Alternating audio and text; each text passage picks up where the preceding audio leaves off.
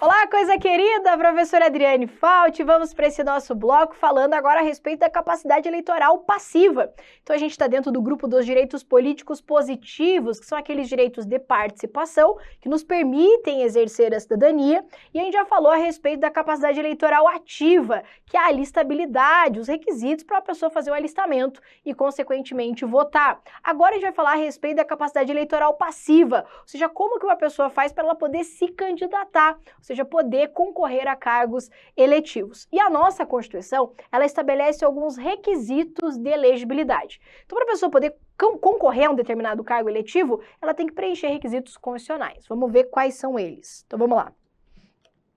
O primeiro requisito constitucional, lá no artigo 14, parágrafo 3º, é o da nacionalidade. Nacionalidade brasileira. Então, é requisito de elegibilidade a condição de brasileiro. E quando a gente fala de brasileiro, eu estou falando, logicamente, de brasileiro nato ou naturalizado. E aqui também poderá concorrer a cargos eletivos o português equiparado. Lembra? Da mesma forma como o português pode fazer o alistamento eleitoral, ele pode tirar o título de eleitor e, por ser equiparado ao brasileiro naturalizado, ele também vai poder se candidatar a cargos eletivos. Então, eu posso colocar aqui a nacionalidade, tanto do brasileiro nato, quanto do brasileiro naturalizado e, de forma excepcional, na condição do português equiparado. Lembrando que existem alguns cargos eletivos que são privativos de brasileiros natos. Existem alguns cargos que não podem ser ocupados por brasileiros naturalizados, cargos eletivos. Quais são os cargos eletivos privativos de brasileiro nato? Não vai me falar mp3.com, porque lembra, o mp3.com, que a gente vê lá na parte de nacionalidade, são aqueles cargos, em geral, privativos de brasileiros natos. Mas nem todos os cargos mencionados lá no mp3.com são cargos eletivos. Relembra aqui comigo, ó. Então, para quem conhece a mnemônica, o mp3.com me diz quais são os cargos privativos de natos. E eu tenho lá ministros do Supremo Tribunal Federal, presidente da República e vice, presidente da Câmara, presidente do Senado, membros das carreiras diplomáticas, oficiais das Forças Armadas e ministro de Estado da Defesa. Veja que destes cargos aqui, ó, os únicos eletivos privativos de brasileiros natos são os cargos de presidente e vice. Quer ver? M aqui, ó, ministros do STF. Você vota para ministro do STF? Não. Então, não é cargo eletivo. Ele é privativo de brasileiro nato, mas você não vota nele. Então, não é cargo eletivo aqui. P3, dos 3 presidentes, presidente e vice. Opa, esse é. Então, aqui, ó, privativo de nato, cargo de presidente da República e vice. Presidente da Câmara. Você não vota para presidente da Câmara. Você vota em deputado e vota em senador. Então, quando você vai votar no deputado ou no senador, ele pode ser nato ou naturalizado. Agora, se ele for naturalizado, ele não vai poder ocupar a presidência da casa. Mas eu e você não votamos para a presidência das casas legislativas. Quem vota são os próprios deputados e senadores. Então, por isso que ele não é um cargo eletivo. O que mais? Carreiras diplomáticas também não votamos. Oficiais das Forças Armadas também não. E ministro do Estado da Defesa também não. Então, os únicos cargos privativos de brasileiros natos são os cargos de presidente e vice-presidente da República. Então, a nacionalidade é um requisito para concorrer a cargos eletivos. Agora, se for para concorrer ao cargo de presidente e vice, aí tem que ser necessariamente brasileiro nato. Segundo requisito, tem que estar no pleno exercício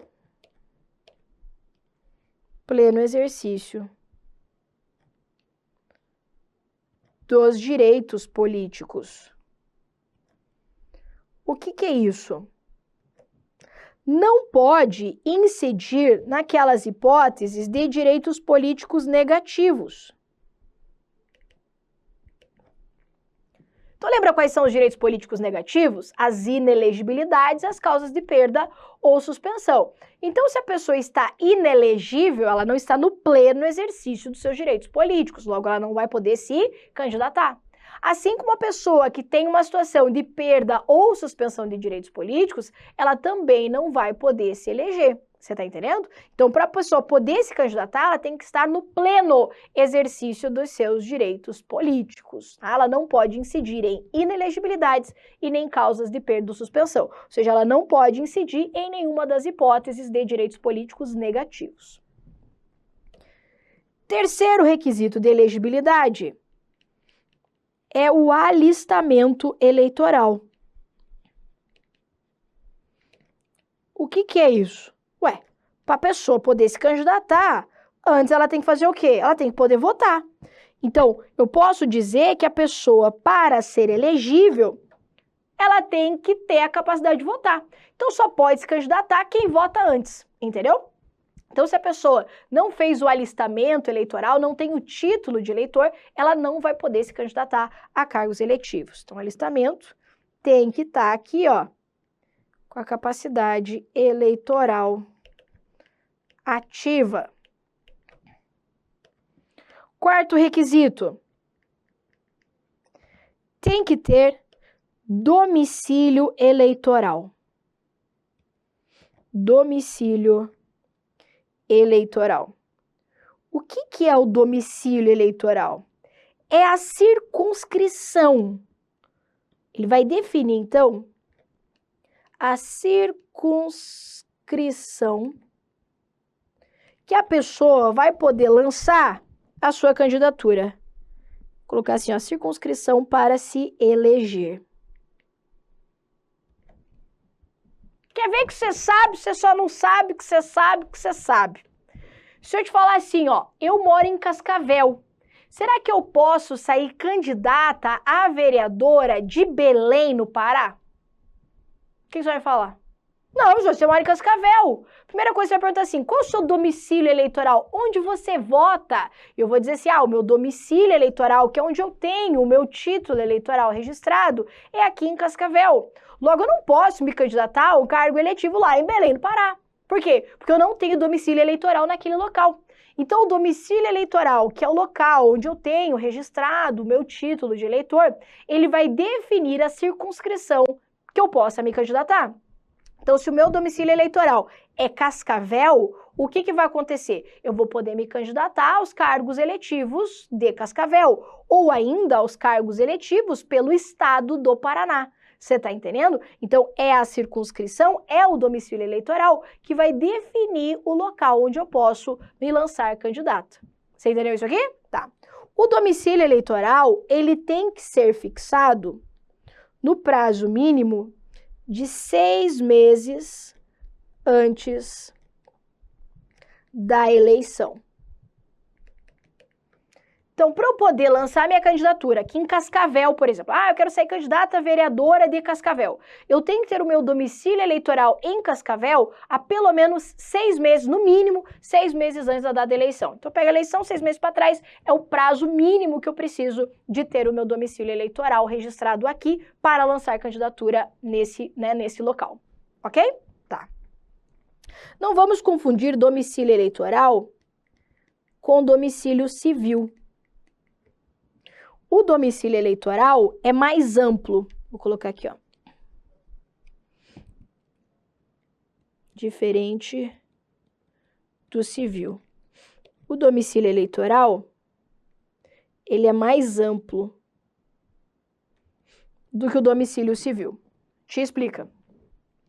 O domicílio civil é onde os teus boletos vão. Então, é onde você tem sua residência fixa, né? Então, eu falo assim, o banco fala assim, me dá um comprovante de residência, onde você mora lá, que vai mandar os teus boletos. Lá é o seu domicílio civil, onde você efetivamente mora. O seu domicílio eleitoral não precisa ser necessariamente onde você mora, onde você tem o seu domicílio civil. O domicílio eleitoral, ele é um conceito mais amplo, que é definido através de outros vínculos que não apenas onde a pessoa fixa a sua residência. Então, vamos imaginar a seguinte situação. Vamos imaginar a gente rico. Rico como? Bem rico, tá. E daí, eu lá muito rica, eu tenho minha residência fixa em Cascavel, mas eu tenho uma casa, por exemplo, em um outro município que fica nas Marinas. Imaginar, aqui no Paraná o povo gosta do negócio de marinas, né? Acha chique, acha rico aqui esse negócio de marinas. Aí tem as Marinas, que é em um outro município, e eu tenho a minha casa lá nas Marinas. Então eu tenho uma propriedade lá e eu tenho uma casa lá. Além disso, eu tenho uma outra casa na praia, uma casa no litoral, por exemplo, sei lá, de Santa Catarina. Nesse caso, eu posso fixar o meu domicílio eleitoral em qualquer uma dessas casas. Você está entendendo? Porque o domicílio eleitoral, ele é definido por qualquer vínculo que a pessoa tenha com aquele local. Então, por exemplo, vamos imaginar que eu, moro aqui, efetivamente, em Cascavel, mas eu tô sempre nas Marinas, tô lá e eu me importo com o cenário político, com aquela realidade local. Eu posso ter o meu domicílio eleitoral lá naquele município e, inclusive, lançar minha candidatura lá. Você tá entendendo? Então, para a nossa prova, grave assim, ó. O domicílio eleitoral, ele vai definir a circunscrição para que a pessoa possa lançar a sua candidatura. Então, ele vai estabelecer os limites. Tem que estar filiado, tem que estar domiciliado no local que eu quero me candidatar há pelo menos 6 meses antes da data da eleição. E o domicílio eleitoral, ele é mais amplo do que o domicílio civil. O domicílio civil, ele é mais restrito, onde a pessoa reside, fixa a residência. Já o domicílio eleitoral pode ser qualquer morado, qualquer local onde a pessoa tem algum outro tipo de vínculo. Ok aqui? Muito bem. Eu tenho ainda, como requisito de elegibilidade, a filiação partidária. Filiação partidária. Fiz o que eu fiz? Preto. Filiação partidária. Bom, a nossa Constituição Federal exige para que as pessoas lancem candidaturas que estejam filiadas a partidos políticos. Então, o partido político, ele vai ser o meio utilizado aqui para a pessoa poder se lançar candidata. Por isso que na nossa Constituição não há previsão no seu texto expresso de candidaturas avulsas. Então não se admite hoje no Brasil candidatura avulsa. Eu tenho que lançar a minha candidatura via partido político. É bem verdade que está tramitando no Supremo Tribunal Federal uma ação específica para se reconhecer se seria possível ou não a candidatura avulsa à luz da Constituição Federal. Mas para nossa prova, nesse momento, como ainda não há nenhuma decisão do Supremo Tribunal Federal, você leva assim para a prova, ó, não há candidaturas avulsas. Então imagine que eu, Adriane, quero me lançar candidata. Eu vou ter que procurar um partido político para poder me lançar candidata. Eu não posso fazer assim, eu vou me lançar porque eu quero e eu não quero nenhum partido, porque eu não gosto de nenhum partido e eu quero ser candidata por mim mesma. Vote em mim, sou eu, vota só em mim. Não tem como. Eu tenho que estar afiliada, eu tenho que estar vinculada a um partido político, ok? Então você anota o quê? Aqui, ó, que não há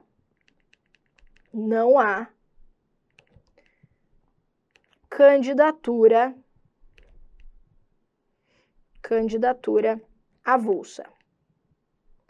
Entendi, professora. Então tem que estar registrado em um partido político. Tem que estar vinculado a um partido político. Inclusive, o prazo de filiação é também de 6 meses, né? No mínimo, antes da eleição.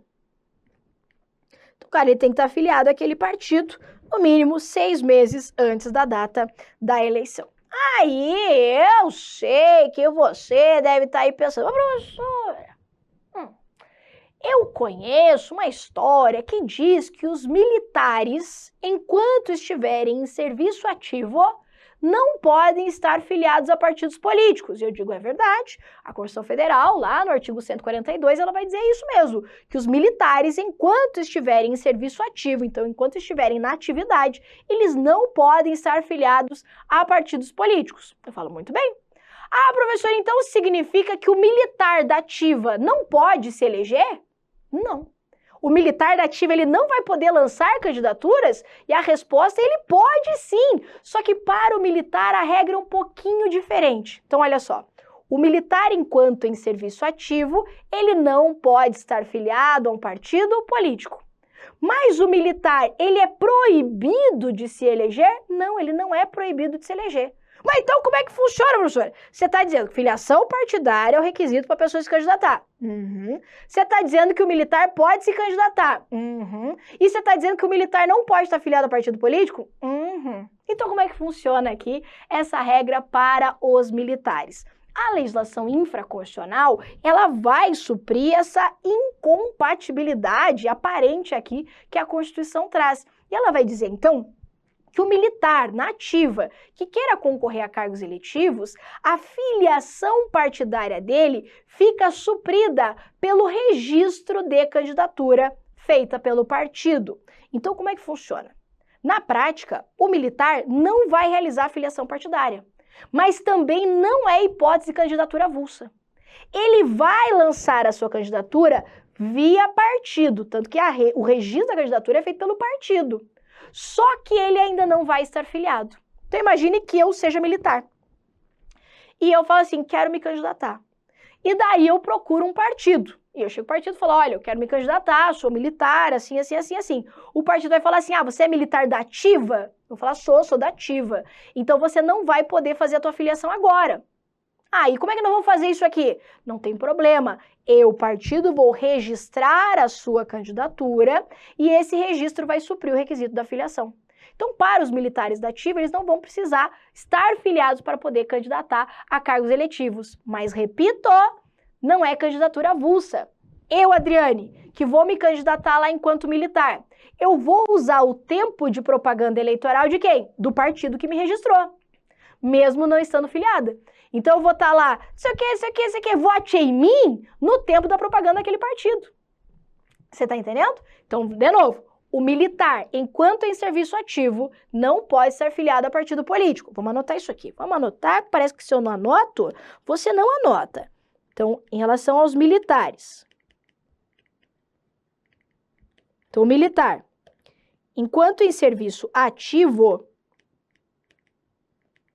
não pode se filiar a partido político. E daí como é que vai funcionar para ele então? A filiação, ela fica suprida pelo registro de candidatura feita pelo partido político. Daí o que vai acontecer? Vai acontecer que depois, por exemplo, se eu me eleger, né, e daí eu for para a inatividade, por exemplo, se eu tiver lá mais de 10 anos, a gente vai ver isso mais para frente, mais de 10 anos de serviço, e eu for para a inatividade, daí sim eu posso fazer a minha filiação partidária. Então veja que a filiação ela é proibida enquanto o militar estiver em serviço ativo. Ah, professora, mas me dá um exemplo. Um exemplo, o vice-presidente da República, General Mourão. O vice-presidente da República, o general Mourão, ele é filiado a partido político. Mas ele é filiado hoje a partido político porque ele está na inatividade, ele é um militar da reserva. Então, enquanto ele estava em serviço ativo, ele não poderia se filiar. Aí ele se elegeu, ele foi para a reserva, para a inatividade, e daí então ele formalizou a sua filiação. Você está entendendo? Então, enquanto está nativa, não pode, mas mesmo assim pode se candidatar através do partido, mas sem o requisito da filiação. Agora, bem importante, mesmo para os militares, não é candidatura avulsa. Certo isso aqui? Muito bem. Então, muito bem. Ainda como último requisito aqui de elegibilidade, nós temos o requisito da idade mínima. Idade mínima. Veja que a Constituição, ela veio e falou assim, bom, para concorrer a determinados cargos eletivos, a pessoa precisa ter uma certa maturidade. É ou não é? Claro que sim. Estou falando de representar o povo, né? Representar os meus eleitores. Então não pode ser lá uma pessoa muito novinha. Vamos falar com verdade? Com o tempo a gente vai, né, tendo uma certa maturidade, vai melhorando os nossos conceitos, né, a nossa visão de vida e tudo mais. Por isso a Constituição, ela veio e estabelece aqui algumas idades para concorrer a determinados cargos eletivos. E o que você precisa saber? Você precisa saber, primeiro, quais são essas idades, e segundo, que é o mais importante, você precisa saber qual idade corresponde a qual cargo eletivo.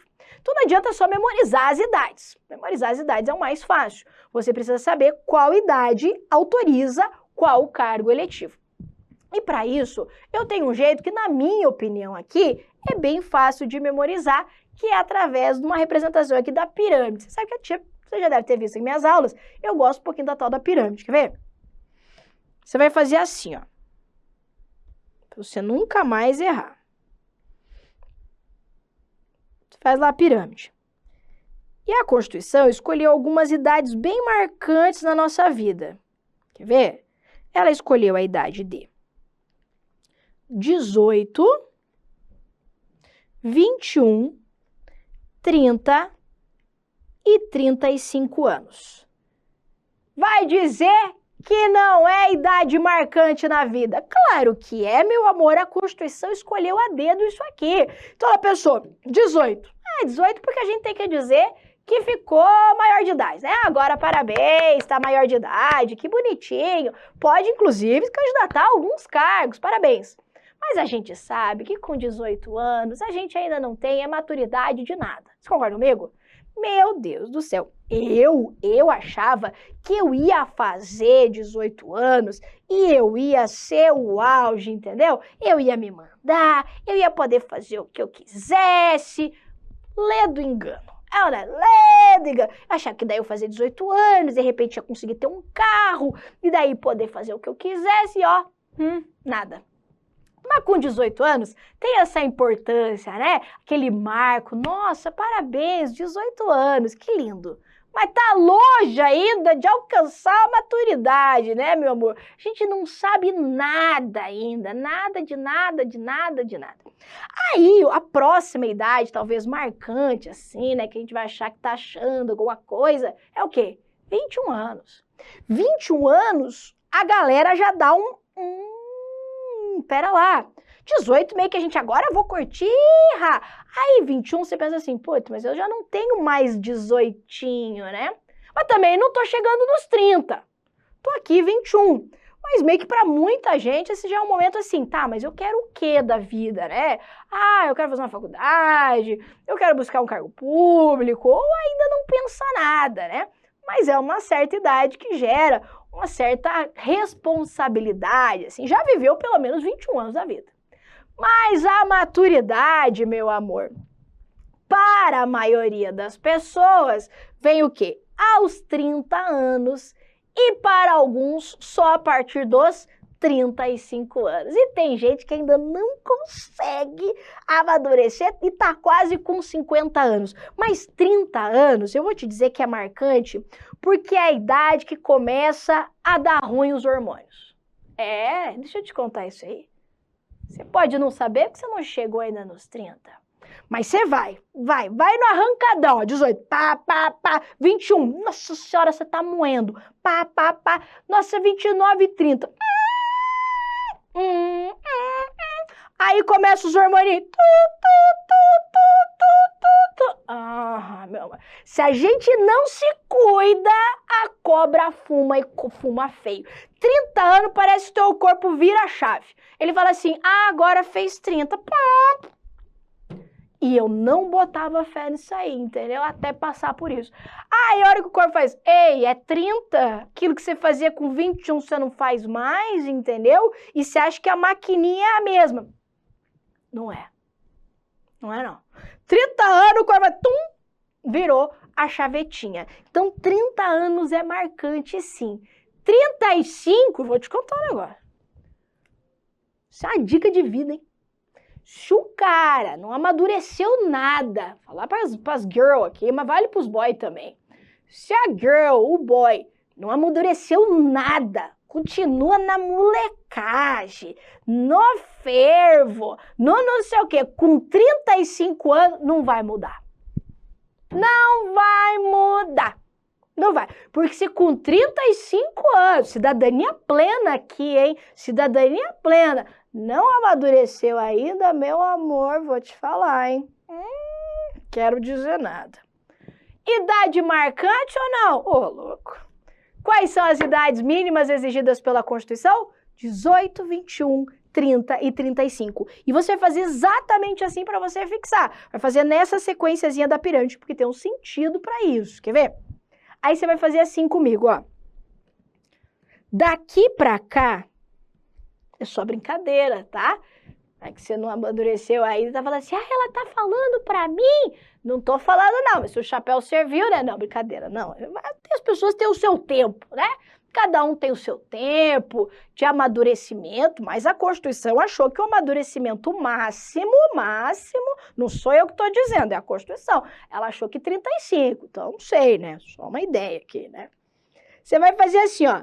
Daqui pra cá, do lado direito, você vai preencher com os cargos do poder legislativo. Legislativo. Beleza? Daqui para cá, ó, de cima para baixo, você vai preencher, galera, com os cargos do poder executivo. Anotou aí? Daqui para cá do legislativo e descendo a escadinha, descendo a nossa pirâmide com os cargos do executivo. Aí vamos lá, pensa aqui com a tia, olha lá. 18, vamos começar da base, tá? E a gente começa da base daqui para cá. Com 18 anos, cargo do legislativo. Aliás, quais são os cargos do legislativo? Vereador, deputado estadual, deputado federal e senador. Me diz aqui desse, qual que é o cargo mais basiquinho, assim? Mais, tipo, mais começandinho. Você não falou vereador? Você falou vereador, que eu sei. Então, veja só, para se candidatar a vereador, a Constituição falou, não, Juninho aqui, ó, novinho, 18 anos. Renovação jovem, né? Lá na cidadezinha, quer fazer a diferença já, o vereador mais jovem do município e não sei o que, é isso aí, ó, 18 vereador, tá? Aí sobe um degrauzinho. Subimos para onde? Subimos para o mundo dos deputados, é isso? E aqui, ó, deputado é tudo farinha do mesmo saco. Farinha do mesmo saco? Federal, estadual, distrital, é tudo deputado. Então, deputado é tudo a mesma idade. Então, federal, estadual. Quando faz estadual, eu também tô falando lá do Distrito Federal. Tá faltando quem aqui? Tá faltando senador, né? Mas veja a palavra, senador. Senador. Senador não é aquele mundaréu de 513 deputados, não. Senador é a nata do legislativo. É apenas quem só tem 81. Então aqui eu preciso do camarada tá lá já bem maduro, evoluído. Então por isso que a pessoa falou assim, ó, para senador, no mínimo 35 anos. Entendeu? Tá. Aí dali pra cá a gente desce com os do executivo, não é isso? Aí como a gente vai descer, a gente tem que partir do top da pirâmide para a base. Do executivo, qual que é o cargo mais top? Cargo que a gente vota mais topzera, o auge, o supra-sumo aqui do executivo. Presidente, né? Você falou? Então, ó, como mais top lá, presidente e vice, aí vem quem? Governador e vice. Aí vem quem? Eu tenho o prefeito e o vice. E é assim que você vai preencher a escadinha. Olha que moleza. É uma vez só para fazer isso aqui e pegar, ó. Então, eu tenho aqui, ó, 35.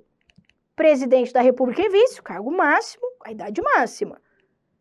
Desceu para 30. Governador e vice.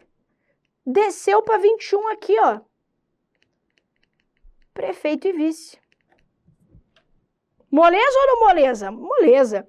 Veja que você vai fazer isso aí, ó.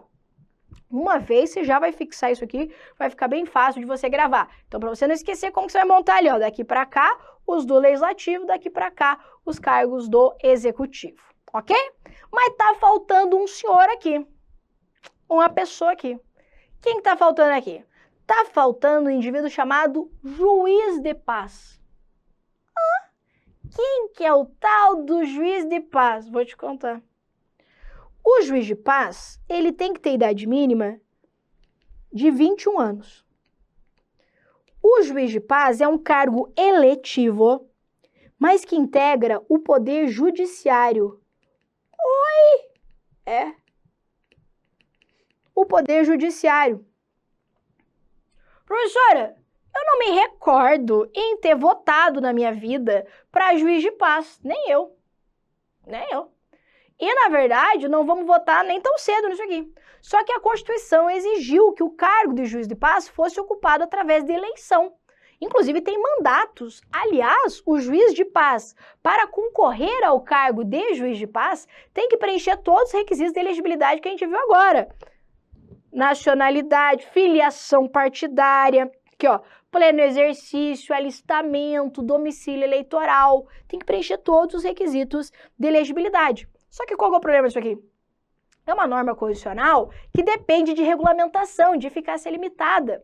E essa regulamentação ainda não existe plenamente para poder se eleger juiz de paz. Então, por isso que a gente nunca votou, pelo menos eu não votei aqui no meu estado, para o cargo de juiz de paz. Para quem não sabe, juiz de paz, e o nome não ajuda, né? O juiz de paz é aquele cara que tem como competência celebrar casamentos.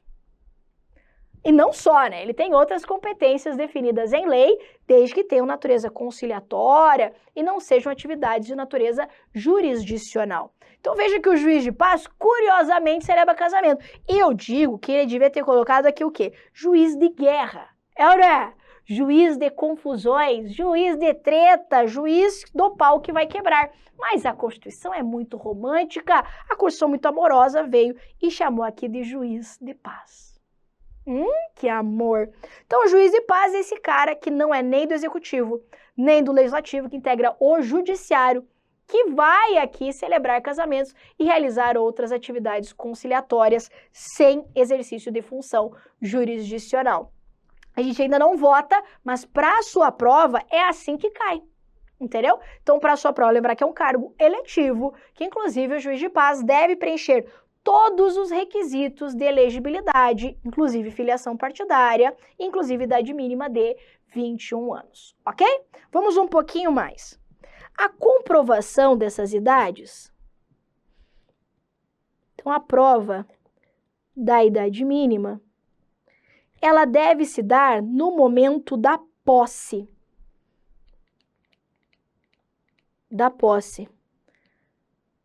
Salvo para o cargo de vereador. Tia vai explicar aqui para você, Teteia. Olha aqui para tia. Qual o momento em que eu tenho que mostrar que eu tenho a idade que a Constituição me exige? Quando eu vou me candidatar? No dia da eleição? Não. Aqui a regra, essa idade, ela é exigida no dia da posse, ou seja, apenas no ano seguinte, quando a pessoa eleita aqui for tomar posse. Menos para a idade de vereador, menos para o cargo de vereador. No caso do vereador, ele vai ter que comprovar que tem 18 anos na data limite para o registro da sua candidatura. Então, vou até colocar aqui, ó. O vereador, ele tem que comprovar na data limite para o registro de candidatura. Professora, como que isso aqui cai na minha prova? Tia vai te contar como é que isso aqui cai na sua prova. Ela vai vir com uma história, contando assim, ó.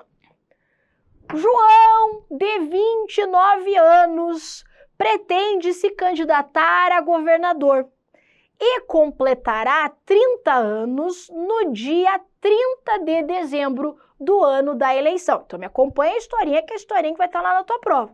Então, como é que é a historinha? Vou colocar aqui, ó. Colocar aqui a historinha. O João, que quer se candidatar a governador, e ele vai completar 30 anos. Ele não tem, então ele tem 29 anos, e ele vai completar 30 anos em dezembro. Ok? Dezembro do ano da eleição. Aí a pergunta vem, dizendo lá nas alternativas, sei lá o quê, ou na afirmativa, perguntando se João pode se candidatar a governador. E eu te pergunto, o João vai poder se candidatar a governador considerando apenas o requisito da idade mínima? E a resposta é sim, Por que sim? Porque apesar de que na data da eleição ele ainda vai ter apenas 29 anos, ele vai atingir a idade de 30 anos no ano seguinte. Na data da sua posse ele já vai ter 30 anos. Por quê? Porque ele vai completar ali os 30 em dezembro daquele ano. Então veja, em outubro, que é a data da eleição, ele ainda tem 29. Mas quando ele tomar posse, aqui ele já vai ter completado 30 anos. É assim que aparece na sua prova. Agora, o vereador não. O vereador, ele vai concorrer ao cargo já com 18 anos. Então, eu tenho 17 anos, mas eu completo 18 na data da eleição. Não posso. Eu vou ter 18 anos na data da posse. Não posso. Você tá entendendo? Eu só vou poder me candidatar ao cargo de vereador se na data que eu registrar a minha candidatura, ou seja, para poder concorrer a esse cargo, eu já tiver completado 18 anos. Você tá me entendendo aqui? Então, esses são os requisitos da idade mínima. E agora sim, encerramos então esse nosso bloco. Espero que você tenha gostado. Até a próxima.